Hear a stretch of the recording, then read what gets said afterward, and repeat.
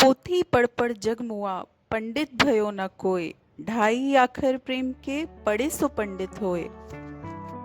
Friends, इसमें कबीर दास जी कहते हैं, सारे लोग बड़ी बड़ी पुस्तकें पढ़कर भी मृत्यु को प्राप्त हो गए, लेकिन कोई विद्वान नहीं बन पाया। यदि कोई प्रेम के ढाई अक्षर भी पढ़ लेता है तो वह प्रेम का सही मतलब जान लेता है, और वही सच्चा ज्ञानी है। संत कबीर दास के आश्रम में दूर दूर से लोग ज्ञान प्राप्त करने आते थे। एक दिन एक घमंडी विद्वान पंडित वहां पहुंचा। उसने कबीर दास जी से कहा,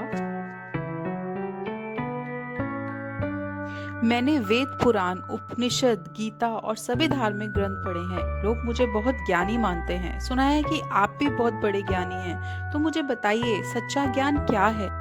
कबीर जी मुस्कुराए और बोले, पंडित जी, क्या आपने प्रेम को पढ़ा है? पंडित थोड़ा हैरान हुआ और बोला, प्रेम? हाँ, मैंने इस विषय पे कई शास्त्र पढ़े हैं। फिर कबीर जी ने पूछा, लेकिन क्या आपने प्यार को जिया है? पंडित चुप हो गया। कबीर ने उसे एक शिक्षा देने का निर्णय लिया। उन्होंने कहा,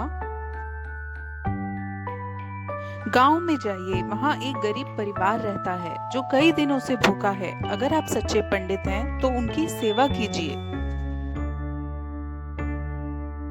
पंडित पहले तो हिचकिचाया, फिर वह गांव पहुंचा। वहां जाकर उसने देखा कि एक विधवा माँ, उसके बच्चे कई दिनों से भूखे थे। पहले तो उसने सोचा ये मेरा काम नहीं है, लेकिन कबीर दास जी की बात याद आई। उसने अपनी पोटली खोली और उसमें से भोजन निकाला और उन्हें खाने के लिए दे दिया। जब उसने उन बच्चों की मुस्कुराहट देखी तो उसके हृदय में एक अजीब सी शांति महसूस हुई। उसे पहली बार एहसास हुआ कि किताबों में पढ़ा ज्ञान तब तक अधूरा है जब तक वो व्यवहार में न लाया जाए। जब वह वापस लौटा तो उसकी आंखों में एक अजीब सी चमक थी।